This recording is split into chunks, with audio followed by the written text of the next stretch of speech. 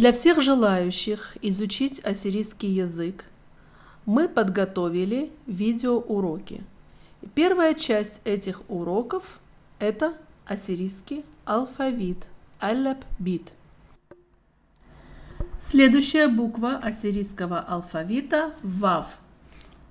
Буква ВАВ никакого звука не обозначает, а служит в качестве подставки для огласовок. ВАВ пишется на строке в один прием и похоже на кружочек с подкошенным основанием. Слева не соединяется с другими буквами. Верда – роза, цветок. Верде – роза, цветок. Варака – лист бумаги. Варака – лист бумаги. Вазза – гусь. Вазза – гусь.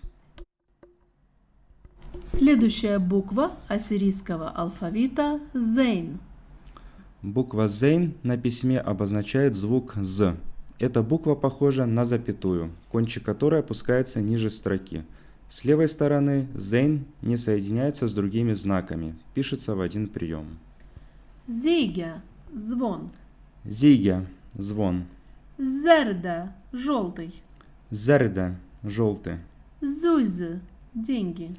Зуйзы – деньги. Зарра – семя. Зарра – семя. Зыкра – вязание. Закра – вязание. Следующая буква ассирийского алфавита – хет. Эта буква имеет два зубчика с уклоном влево. Пишется в один прием и соединяется с двух сторон с другими буквами алфавита. Хувва – змея.